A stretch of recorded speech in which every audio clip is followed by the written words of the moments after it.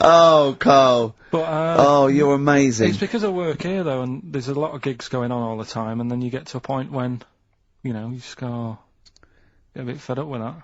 Well, when was the last time you went to a live experience? Well, I've been to gigs, but the one that springs to mind probably is when I first sort of tried a gig out, and it wasn't a music one, it was Bottom, do you know, with... Bottom the live thing with Rick Mail and Equanimity. Yeah, in when was that?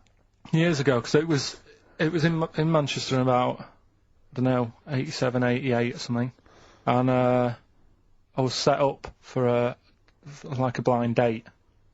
Right, this a mate of mine sort of set me up to see this. What? Girl. So you said let's go to Bottom? Well, I didn't tell her. I just said meet us at the Apollo. I bet she was over the moon, wasn't she? Met her there. Said right. Romantic. Going to see some middle-aged men run round in pants. Brilliant. Well, it's good. It's one of them things that afterwards you've got something to talk about, haven't you, and stuff. Yeah. So was it a good gig? Yeah, it was all right. Sort of bought some April fruits and that at the start of the night. Yeah. I think she liked that. And then we watched Bottom. Then afterwards had a bit of a chat. And then... you didn't see her again, I take it? I would have done, right, because she was all right looking and everything. Yeah. But when we were chatting, she said she had a problem with a marrow. What? And that. She what? She had a problem with a marrow. She had a problem with her marrow? Yeah. You mean her bone marrow? Yeah. Oh! I thought you meant she had one stuck of her fanny. No, just a... Thanks for that, Rick. That's an image I can't get out of my head. No, I wondered what... Oh, I see, a marrow. I thought you meant a marrow. Her marrow. And is that serious, that? Well, I just was put off it, because I thought... If you I think it's more serious than the problem with a marrow. Yeah. I mean... With a marrow and that. It's an idea if you're bored with butt I plugs. love it! I love it! Everything he says is like someone from Kes. It was just that thing that... Because, you didn't want to go out with a girl who might be ill in some way. Well, yeah, I thought, what's the point in spending time with her, spending money on her and stuff, and then she's going to die on me? Oh! No, but seriously. God! No, but I'm just... But, see, this is what annoys me. Oh, you asked me to be honest, but Oh. I'm just saying, what's the point in me getting upset and stuff? No, but it's not the... It was the one thing he said, what's the point in spending money on her if she's gonna die anyway? You've got to realise that's not a normal thing to say! No, but what's the point in getting to really knowing someone and thinking, oh, she's really nice, I want to spend my life with her? It's good that she told me when she did. Carl! What, during Bottom? This is the most amazing thing you've ever said! What Steve, don't you understand what I'm saying? But no, because... What? Well, firstly, it's the assumption that she's going to drop dead and you're going to think, I'm well, I not just a bought her some doctor, I'm April not a fruits, I'm doctor, am I? livid. I don't know what it means when you've got a problem with a marrow and that, but she looked pretty serious when she was talking about it. So I was like, oh... Christ almighty! I don't understand what's so bad about her. Play a record! I'll tell you. I'll explain to her during the break. Play a record. Libertines? Yeah. If you're morally objectionable, why not email ricky.gervais@xfm.co.uk. It's okay, he's an idiot. True. Mollis Chambers, Kings of Leon on XFM 104.9. I'm Ricky Gervais with me, Steve Merchant and Karl Pilkington. Steve, yes. I want to talk to you. I think it was, might have been Wednesday night. I was in the pub. Phone goes. Carl goes, you watching that thing about parasites? Right. I went, no, I'm out. He went, oh, fella with a maggot in his head. Fellow with a maggot in his head? Yeah. And they go, oh no, he's pulling it out now. Oh, God. I said, well, I'll get it. I said, yeah, see you later. About 5 minutes later, I get a message on my phone. Beep, beep. I look at it. It just says, oh no, there's a fella with his fish up his cock now. There's a fellow with a fish up his cock? Yeah. Right. Okay. Do you want to explain that, Carl? Is it one of those little ones that swim up if you're having a slash in the Amazon? Yeah. Yeah. That's weird, isn't it? But it was still, like, stuff like that. It started off with, What does the fish do when it gets in there? just sits there. Why? Well, what else can it do? No, but why does it go up there? Don't know, I didn't listen to that bit. There's a bit, it started off with a fella who, had a bit of meat and got a tapeworm inside him. Yeah. And he grew it for however long, and it came out at the end. It was about 7 foot long. On purpose? Yeah, he did it on purpose. Yeah, for the program, right? I think yeah, probably slimming, isn't it? Well, I was thinking that could I mean, you're a fan of Waller. Could he purposely have about 8 of them? What, Rick Waller? Yeah, It's a good idea. because they were saying how they eat, a lot of stuff when they're in you. They just eat. Well, all they take enough so you don't die, and nor do they. Yeah, but I mean, you've got to keep taking them out, haven't you? Because you'll still have the same weight, because it's got to go somewhere. So you'll have them in you. What you got to do is like let them eat your meal and then take them out. Do you think worm watchers will catch on? Yeah. So anyway, so that happened, right? And then there was a woman with a maggot in her head. A woman with a maggot in her head? Yeah, she went on holiday, it got in there somehow, and Stowaway. it just it was massive. And the thing is, she had a hole in her head, and she's there being interviewed with the doctor, like, and you can see it just sort of sticking its head out. Like, do you know when you see a cartoon with a maggot in an apple? Yeah. And it looks out, and looks around like that. Yeah. Why didn't they just take it out there and then? I think they could have done, but the doctor's messing about. It's like, well, it's good for the show, isn't it? And they left it in there. Right, that's libelous. Well, That is libelous. but I found it weird. Why not just grab it? When Because there must be a reason. There must be one of those medical reasons that you don't really know about, Carl. right. And another bit. This was the best one, right? Grab it! Right. There's this fella, and he was on his bike, right, Yeah. cycling to work or whatever, and he sort of sees this thing in the corner of his eye. Right? Literally in the corner of his eye. Or you mean he saw He just said he saw in his something. peripheral He vision? saw Okay, something yeah. and thought, what's that? Yeah. So he thought, oh, doesn't matter, whatever. And he stops off at a cafe, right, get a little scone, the tea or whatever. And he goes in there, and he's sat down, and the waiter comes over, he says, yeah, what do you want? He says, I'll have a scone and a tea. He goes, alright then. So he goes to get it, comes back. As he puts the tea and the scone down, his face is like, what is that? Right? Like a look of frightenedness on his face. Right? Drops the tea and legs it. So the fella's going, what? So he legs it after the bloke and goes, what? And he says, oh, something came out of your nose. That was massive. Sorry, something came out of the Nothing, guy it's all serving. true because people would have watched it, so don't start saying it Sorry, didn't but hang on, happen. I just need to clarify. The guy I on the bike... don't believe he ran away. Wait a I don't minute. believe he legged it. I don't believe he had a look of frightenedness on his face, and I don't believe he said something massive came out your nose. Wait a minute. And I don't even believe he had a cup of tea and a scone. These are the things that I think are embellished. But who had something coming out of his nose? Was it the guy serving the scone? The one who was on the bike who ordered the scone. Yeah, but what was came out it? of his nose. Yeah, what was it? Came out of his nose. Right. So he goes home and he thinks, I've got to sort this out because it's not good and that. So he's But what? No, it was out of his nose. So you mean it poked out of his nose? It didn't come out. It just said hello and then it... It was like the maggot in the head. Yeah, he just yeah, popped his head out, had a look around and went back in. Why right? did the bloke drop the tea and run? Well, it's weird, isn't it? Alright, so he goes home. He goes Yeah. home and he goes, oh, God, So he sits in front of the mirror and he's sat there waiting. This thing comes out. Again, sort of looks round, goes back in again. So he goes, oh, No scones. right. Not interested. So he goes, I've got to sort this out. He goes to the doctors, says to the doctor, I've got something up my nose. It just keeps coming out and having a look round, going back in. Didn't say The that. doctor's like, oh, I haven't heard of that before. Right? Didn't say that. So sat there. It does it again. The doctor looks, frightened He again. runs away. Yeah. He, No, he, he didn't he- run away. Well, he's got a look of frightenedness on his face. he had a look of medical frightenedness. Yeah. He dropped his stethoscope and legged it. No, he said, I know what it was. So what? So you got a leech up your nose. He had a leech about that long. What's radio? Well, how long's that? 4 inches. 4 inches coming out of his nose. Next time it stuck its head out, he grabbed it, pulled it out. That's horrible though, isn't it? Isn't it? Can I just remind people, just let people know, when Carl was saying it was about that long and Ricky said 4 inches, he was using his fingers. Oh yeah, he didn't have his... No. There's nothing else The there. feather out, no. So he had a leech up his nose. How did he get a leech up his nose? Don't know, again, I'm not that bothered about that bit. It's just- all the footage and stuff. Oh, play a record. Brilliant programme. Yeah. It's just the same. He just sees that, he gets fascinated. He doesn't read on. His education is just sound bites and self-embellishment in his own head. Yeah. Well, It's we'll like see, 'cause he gets all his news from Ananova and he just reads the headline. Yeah. Oh. And he just doesn't bother reading it. But you know, he considers that education. He Well- gets annoyed if you think that more Please information is don't useful. get going on that, 'cause Oh. we'll talk about that later. If you're I'll gonna tell you start having what. a go. Right, okay. Okay, we're gonna play a song now, and I'm gonna tell London Carl's confusion over evolution. Right. Better you two. Oh, brilliant. Sweet. listening. Good listening. 104.9 XFM, 104.9. But no, it's not odd. You see, there was a woman on the estate who did use. Have I told you about Miss Peggy before?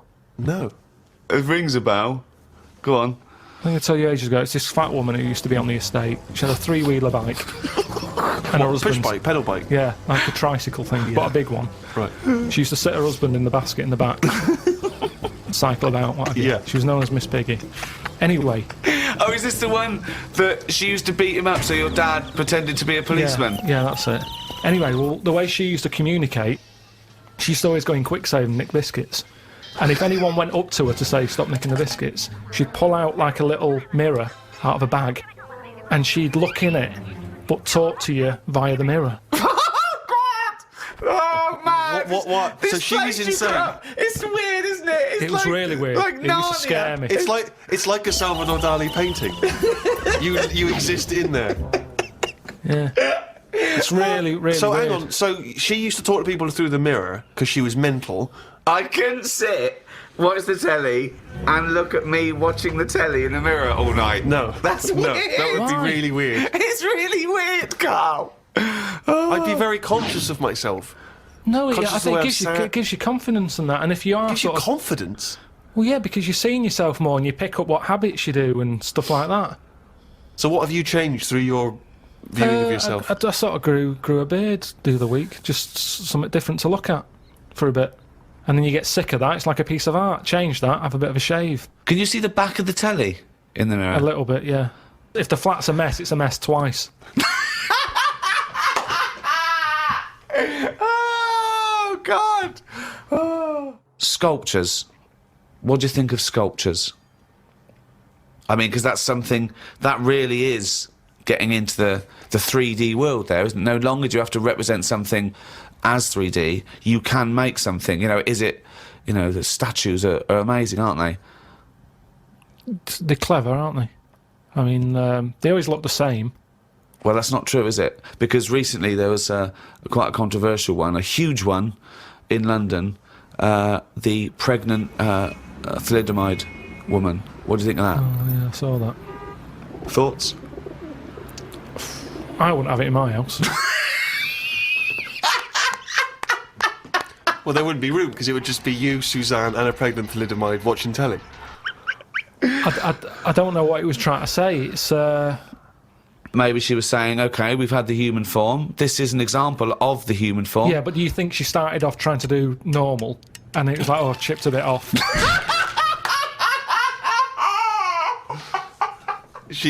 One of the arms got chipped Well, off. it makes you wonder, doesn't it? And why? You see that square, Trafalgar Square. You got that. Nelson's column. He's got one arm and a leg missing or something, and a patch over his eye. Then you've got the thalidomide. Why can't they just do a full person?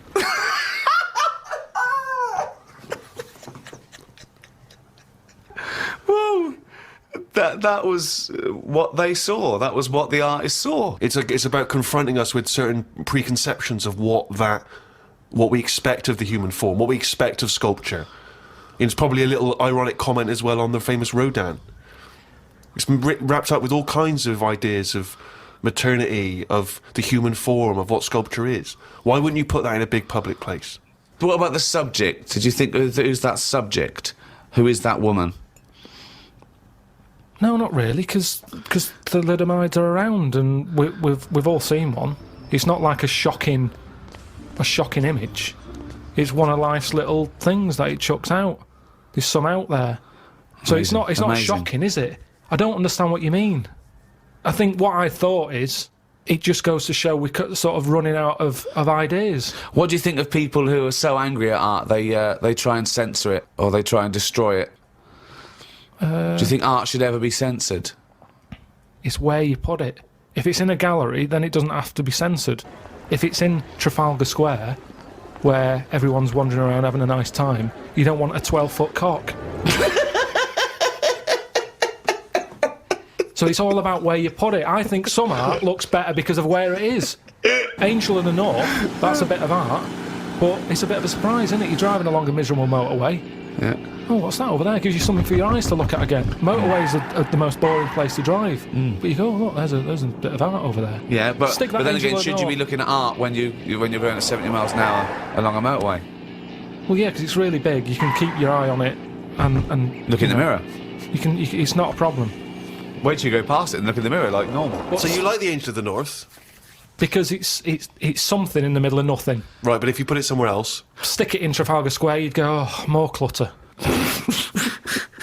I remember we were shown the cartoon version of Animal Farm when we were about like 15, 16. We were discussing it afterwards about, Napoleon, oh yeah, great, oh yeah, communism versus, oh, the poor proletariat and all this. And this bloke went, you lot make me sick. It was just a nice film about some animals. Brilliant. Yeah. What's your take on that, Carl? No, go on, what's your point? Because you can see the irony there, can't you? I haven't seen it. No. If you want to do a serious point, don't use animals. No? Well, I disagree with there because I think my favourite is probably Charles Dickens, and I think the greatest story ever told is A Christmas Carol, and there's only one way that could ever be improved, and that is a Muppet Christmas That's Carol. absolutely right, yeah. So, and I think that you could, and I think people could take a lesson from that and maybe do other films with the Muppets. A Muppet Schindler's List. Yeah. I mean, you could make it so moving, couldn't you? Schindler's List in space. Miss Piggy's Choice. Have we talked about that? What? About things like that in art as well. Do you think that bringing something so serious to the masses, like films do, things like the Holocaust and like Sophie's Choice, where she has to choose which child lives and dies. Why does she have to pick? Well, because the Nazis were horrible, nasty, evil people. And which one did she pick? I don't think that's the point. I don't think that's the point. I love the idea that this is not a betting game. No, but I imagine this is like Deal No Deal. It's kind of you're down to the last two. Which one are you going to go for? God. But why did you ask which one did she choose? Because even if he'd said the names, Robert and Alison, what difference would it make? You don't know the story. Why is No, it that because you've then said... I'd ask more then. If he said Alison, I'd go, what was it with Alison? What did she have over Robert? That's what films are meant to do. You question it. Whenever I watch a film with Suzanne, I always say at the end, what was going on there? Oh, That's because you're an idiot. Christ! That's because you've just watched Muppet Christmas Carol and you can't understand why a frog's able to talk. I'm all for films with a good storyline. Yeah. Brilliant. That's a perfect point. What an extraordinary point. He's going to follow this up, mate. He's going to follow He's got this up. something there. He's got something here. Carl, go on then. What's your No. take on films? Films are really good. You can get lost in them. Right. And You like one with a good story? I mean, whenever anyone asks, it's always the same. It's Elephant Man. It's Kes. Mission Impossible 2. Mission Impossible 2. These are what you consider great works No, I'm of just film saying art. these are ones that I've enjoyed recently. There's so many films that I haven't seen, yet you always say, oh, have you seen so-and-so? You Well, love Mission it. Impossible 1. And there's good news for you. 3's out. That's true. One of the most striking art exhibitions that I ever attended, Carl, was an exhibition of outsider art. Something I'm sure you're very familiar with. Outsider art, of course, is work that is made by people who are often institutionalised for mental health problems, or they are just incredibly, the people who aren't in any way part of the art establishment. Well, right up to psychopathic murderers, clinically insane mass murderers would count as outsider art. I went to an outsider art exhibition in New York. It was incredible, and I bought a painting of this guy. He's a chronic schizophrenic, and he paints in tar, like road tar that he gets from roads, and he paints in that on wood he finds in sort of skips, and it's incredible because it's sort of like scratched in, and it's amazing. And there's this thing of Jesus being helped down off the cross. Admittedly, I was walking around there going, "This is fucking mental," and James was going, "You've got to stop saying that," because of course some of the people are mental. And there was one bloke doing a sculpture of a skull, right? And underneath, it was like a little head with his teeth. Underneath, he'd put a sign that said "real teeth." Where did he get the real teeth from? All the way back to 1999. When was it? 2000? It was. No, 99. Was it? No, was it? About that. I didn't realise so many people were fans of the Lost Prophets. Everyone's been phoning in, emailing in, telling us they were from Cardiff. Yeah. Welsh band. Now, you're going to tell us what tickets you've got, Carl. What have we got to give away? Tickets for... Now, we kept this secret. We said, no, tell us on air, so it's a big surprise. This is going to be... If it's going to be really rubbish, is it? This, whatever these tickets are, right, is a testament to how much they rate us here at XFM, how much they rate our show and care about us. What tickets have we got to give away? A top show featuring Mickey Gervais and Steve Merchant and Pilkington. What tickets have we got to give away? Tickets for K-Fest. Right, go on. What's that? It's like a rock thing that's going on tonight. Right. If you're into that Welsh... Right, well, name some of the bands. Names of the bands. Niall. Go on. Right. That's one of the bigger ones. Mark Lanigan. Who? Not Lanners. Is Lanners playing? He's not really. Yeah. Mark Lanigan really playing there? I think so. God, who's that? What? Who's that? Who is Lanigan? Is he someone you went to school with? Who is Mark Lanigan? Who else is Who on? is Mark Lanigan? Is he the promoter? Who is he? Is he head of Is security? this in a pub in Camden? You got Niall. We're giving away tickets to the K-Fest. Hold on, let's have a look. This is the enemy. Mark Lanigan, Masters of Reality. Right, okay. Who else? We got Niall, we got Mark Lanigan. Niall? Who else? I can't pronounce this one. Oh, let's have a look. That's good. Bedleyhem or something. Bethlehem? Behemoth. Behemoth? Behemoth, is it? Let me see. God, no one can read. I expect it from a northerner, but not from a university-educated man like you, do Oh, they? yeah. Let me have a look. Where are we now? I can't even find it on the page. Here we are, yeah. Anyway. Behemoth. Yeah, Behemoth open But hold on, I proceedings. just thought something. We're not really giving those away, are we? Surely we're asking some sort of financial reward for them. Right, okay, right. Is there a competition or Now, let's something? just... South Carolina Death Metalers, Niall. Okay, alright, Head to okay. K-Fest. Now, Yeah, that'll mean something to some people. we got a pair of tickets to give away? Yep. Okay, if you want to go to K-Fest, it's the Mean Fiddler, Charing Cross Road, and that's tonight, is it? Mm-hmm. The tickets would be $7.50, but we're giving away for free. Why don't we say we're giving away for a £5? No, That's still a saving. But I'll tell you what, if you can call in, what's the number? 08 700 800 123. Yeah, and if the question is, because they're quite sought after. There's big names here, like Niall and that what's his name? Lanigan. Lanigan's on. The question is, who wants to go? Yeah. So if you can call in and answer that question, who wants to go to that, then you could be one of the lucky winners. Right. After this, some great chat and music. Could you also explain who Mark Lanigan is? De La Soul, watch out. Well, we're wrong. The lines went mental to It's get amazing, tickets. isn't it? So that and they knew all about them and where they were from, what they were like, and the tickets. Death metal's just something that's it's obviously passed me by, but it's obviously huge. It is huge. It's sort of huge without being sort of in the public eye. Yeah. Famous. I think it's probably the only real alternative out there now, isn't Yeah, it? Because yeah. everything else is sort of mainstream. There's no real alternative music. Even raps. hip-hop. Yeah. Yeah. Well, Slipknot kind of have snuck in, haven't they? Because they Yeah, and their album went Marilyn to #1 or something. Yeah.